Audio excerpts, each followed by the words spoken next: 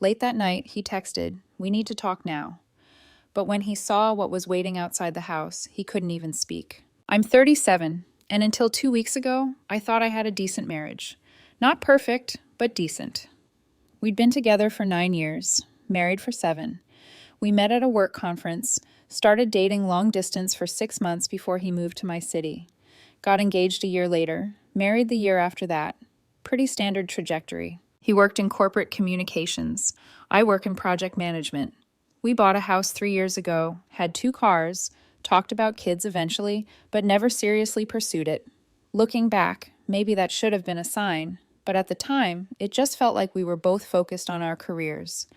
The problem started around 6 months ago. Nothing dramatic at first. He just seemed checked out. Would come home from work and immediately go to his office to catch up on emails. Started working weekends. Took calls in the car before coming inside. When I'd ask about his day, he'd give one-word answers. I figured he was stressed. His company was going through restructuring. People were getting laid off. He was probably worried about his position. I tried to be supportive. Cooked dinner more often, took on more of the household stuff, gave him space when he seemed like he needed it. But the distance kept growing. Date nights became rare. Conversations became transactional. We were roommates who occasionally shared a bed. About 3 months ago, I noticed he'd started mentioning his ex. Not constantly, but enough that I noticed little comments here and there. My ex used to love this restaurant. My ex was really good at fixing things around the house. My ex had the same car. I didn't say anything at first. Didn't want to seem insecure, but it bothered me. He'd never really talked about her before. I knew they'd dated for about 4 years before me.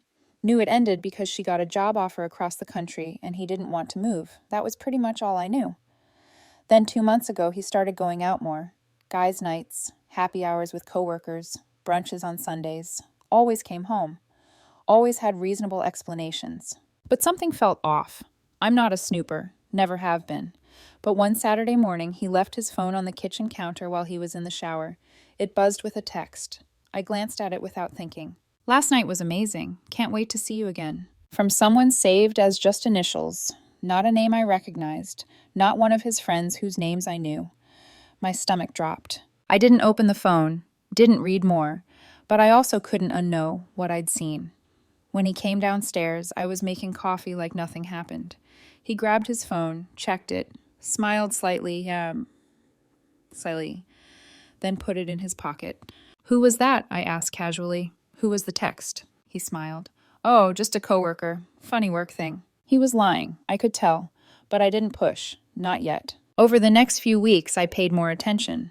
Not snooping, just noticing. He was on his phone constantly, password protected now, which he'd never done before. Started dressing up more for work. Came home later. Had more evening events with colleagues. The ex comments continued too. Got more frequent, actually. My ex always knew how to handle these situations. My ex would have fixed this by now. My ex understood me in ways that he'd trail off on that last one like he caught himself. But the damage was done. 3 weeks ago, I decided to have a conversation. Sat him down on a Sunday evening, told him I felt like we were drifting apart, asked if everything was okay. He said he was fine, just busy with work, stressed about life, the usual. I pressed a bit more, asked if there was something he wasn't telling me. Someone else, maybe. He got defensive, said I was being paranoid, that I was looking for problems that didn't exist, that maybe I was projecting my own guilt onto him. We didn't talk much for the next few days. Then last Wednesday happened. I got home from work around 6. He was already there, sitting at the kitchen table with a glass of wine. Not his first, from the look of it. "We need to talk," he said. "Okay." "I'm not happy." "I've noticed. What can we do about it?" "I don't think you can do anything about it." "What does that mean?"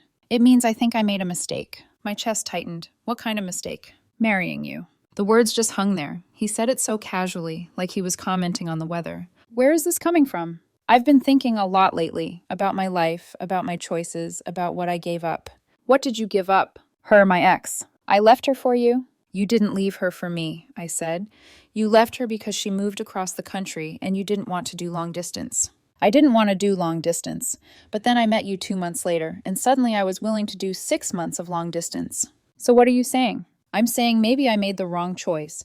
Maybe I should have tried harder with her. Maybe she was the one and I let her go." I felt like I'd been punched. You've been thinking about your ex for our entire relationship? Not the whole time, but lately, yeah. We reconnected a few months ago. Just online at first. Then we started talking more. She's back in town now, has been for 3 months. Everything clicked into place. The distance, the phone calls, the late nights, the comments. Are you having an affair? I wouldn't call it that. What would you call it? We've been talking, meeting up sometimes, coffee, lunch, just catching up. And those texts, I asked, the ones about last night being amazing? His face changed. You read my texts? I saw one notification. That's all I needed to see. You had no right. You have no right to lecture me about rights while you're emotionally involved with someone else. It's not an affair. We haven't slept together. But you want to. He didn't answer. That was answer enough. So what now? I asked. You want a divorce so you can be with her? I don't know what I want. That's the problem. I thought I wanted this life with you, but seeing her again made me realize what I gave up, what we could have had. What you could have had, I said. You mean what you can have now if you just blow up our marriage? Don't make this about me blowing things up. You haven't been present in this relationship for years. I haven't been present? I stood up. I'm here every night. I cook dinner. I handle the house. I try to talk to you, and you shut me out. You're physically here, he snapped, standing too. But emotionally, you checked out a long time ago. That's not true. When's the last time we had a real conversation? He demanded. When's the last time you asked me about my dreams, my goals, what I actually want from life? I ask you about your day every single day. That's not the same thing. We were both standing now, voices raised. The dog had left the room. You know what? He said, his voice sharp. I left a better woman for you. Someone who actually understood me. Someone who challenged me intellectually. Someone who made me feel alive. Maybe that was my mistake. The room went completely silent. I stared at him. He stared back, defiant. Then go fix your mistake, I said softly. What? He asked. You heard me, I said.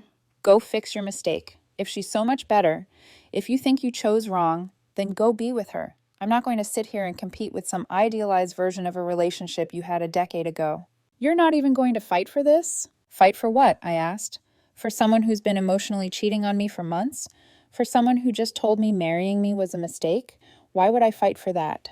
Because we made vows. Yeah, we did, I said. And you broke them the second you started meeting up with your ex behind my back. He opened his mouth to respond, but I was already walking toward the door. Where are you going? He called after me. I need to think. We're not done talking about this. Yeah, I said without turning around. We are. I grabbed my keys and left. I drove around for a while, no destination in mind. Eventually, I ended up at my sister's place. Told her everything. She didn't ask questions. Just handed me a beer and put on a game. I turned off my phone. Needed silence. Needed to process. Around midnight, I finally turned it back on. 23 missed calls from him. 15 text messages. All variations of where are you? We need to talk. You can't just leave like this. The last one, sent 10 minutes ago. We need to talk now. This is important. I didn't respond. Turned the phone back off and went to sleep. The next morning, I woke up to more messages. He'd apparently called my sister too. She told him I was fine but needed space. He wasn't happy about that. I spent the day at work, keeping busy. Didn't check my phone much. When I did, there were more messages. He was panicking now. Please come home. I'm sorry. I didn't mean what I said. Too little. Too late. That evening, I finally decided to go back to the house. I needed to get some clothes, some personal items. I couldn't stay at my sister's forever, but I didn't go alone. I called a locksmith, had him meet me at the house. I called my lawyer too, the one who'd handled our house closing, asked about divorce proceedings in our state. When I got to the house, there was a moving truck in the driveway. Not a huge one, but big enough. The locksmith was already there waiting. So was my sister, who I'd asked to come as a witness. I used my key to get in. He was sitting in the living room, looking exhausted. He looked up when I walked in. You came back. To get my stuff. What? I'm moving out. This is my 30-day notice. The house is in both our names, so we'll need to figure that out. But I'm not living here anymore. You're leaving? He asked. Just like that? Just like that. Because of what I said? I told you I didn't mean it. You meant it, I said. Maybe not the exact words, but the sentiment. You're in love with your ex. You think you made a mistake marrying me. You want to see what life would be like with her, so go do that. But I'm not going to sit around waiting while you figure it out.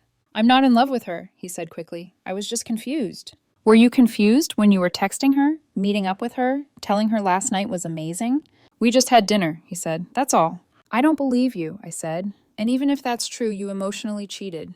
You prioritized your relationship with her over our marriage. That's enough. I walked past him and started heading upstairs. He followed. Please don't do this, he said. I love you. I made a mistake, but I love you. You love me? I asked. That's not what it sounded like yesterday when you said marrying me was a mistake. I was angry. I was emotional. I didn't mean it. I think you did, I said. I think you've been feeling this way for months. And honestly, I'm done being second choice. Done competing with the ghost. Done being told I'm not as good as the woman who came before me. I started packing clothes, toiletries, important documents. He kept trying to talk to me. I kept ignoring him. The movers came up. I directed them to the furniture I wanted. The couch from the spare room that I'd bought. The desk I used for work. Some kitchen items. I was taking what was clearly mine and leaving the shared stuff for now. You already hired movers? He asked. How long have you been planning this? Since yesterday, I said, after you made it clear where your heart really is. That's not fair. None of this is fair, I said, but it's happening anyway. It took about 3 hours to load everything. He cried through most of it, begged me to stay, said we could work it out. Go to counseling, try harder. I didn't respond to any of it, just supervised the movers, made sure everything was loaded properly. When we were done, I handed him some papers. What's this? A lease, I said. Apartment across town. Month to month. I signed it this afternoon.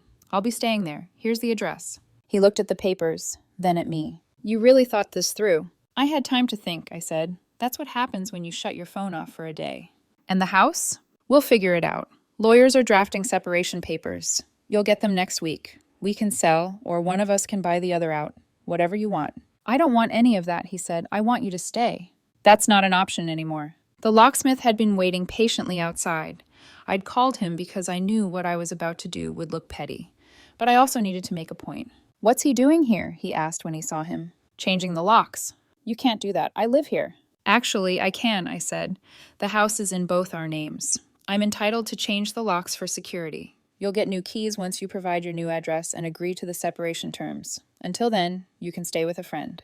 You're kicking me out? I'm securing my property during a separation, I said. There's a difference. This is insane, he said. You're being vindictive. I'm being practical. You want your ex, I continued. You think I'm a mistake, so go be with her while we sort out the divorce. But you're not doing it from our marital home. I nodded to the locksmith. He got to work. He watched in disbelief as the front door lock was changed. Then the back door. You're really doing this? He asked. I really am. I have nowhere to go. You have friends. You have family. You have your ex who apparently is so much better than me. I'm sure one of them will take you in. I can't believe you're doing this to me. I can't believe you had an emotional affair, I said. Told me marrying me was a mistake and expected me to just accept it.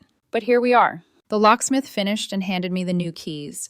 I gave him one set to keep as a backup and kept one for myself. My sister was still there, leaning against her car, watching everything unfold. When everything was done, I walked to my car.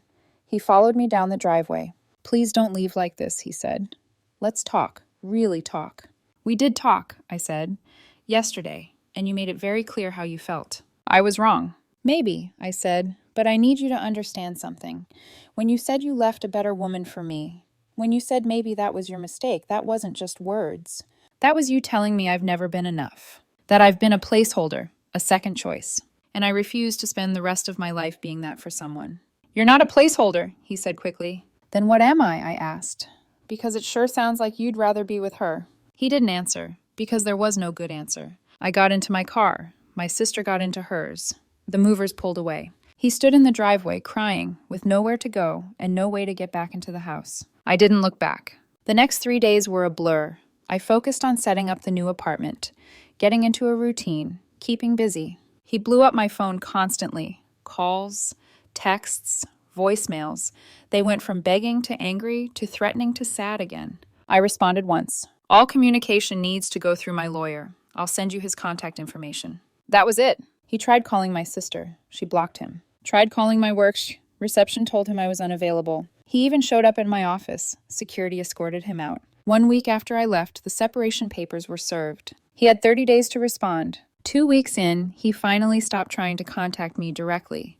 But I heard through mutual friends that he'd moved in with his mother temporarily, that he was devastated, that he couldn't believe I'd just abandoned him. Abandoned him. as if he hadn't abandoned our marriage the moment he started rekindling things with his ex. 3 weeks in, I got a call from my lawyer. He wanted to contest the separation, wanted to try counseling, wanted another chance. I told him no. File for divorce.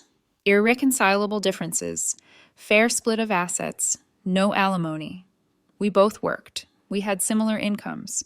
Clean break. My lawyer filed the next day. That's when he really lost it. He showed up at the apartment complex, got stopped by security, started posting on social media about how I'd abandoned him in his time of need, painted himself as the victim. Most of our friends saw through it. A few reached out to me. I gave them the basics. He'd been emotionally involved with his ex, said marrying me was a mistake, so I left. I didn't air all the details publicly. I didn't need to. The truth was bad enough. 4 weeks in, he finally signed the papers, agreed to mediation for asset division. We worked out terms without a contested divorce. He bought me out of the house. I kept my car and my furniture. We split the savings accounts. Done. The divorce was finalized 6 months after I walked out. Fast by most standards, but we had no kids, no complicated assets, and eventually he stopped fighting. That was 3 months ago. I'm doing okay now. I've got my own place, a new routine. I started seeing a therapist to process everything. I found out through the grapevine that he did try to get back together with his ex.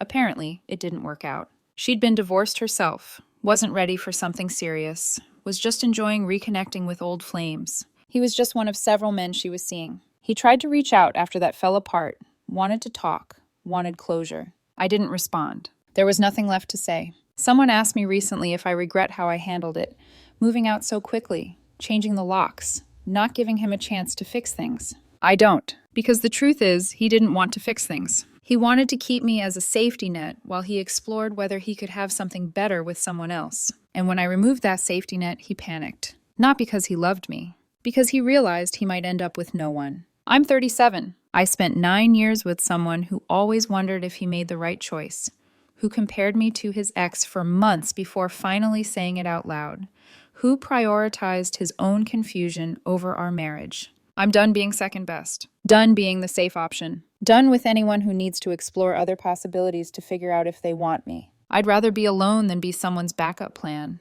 and I'm finally okay with that.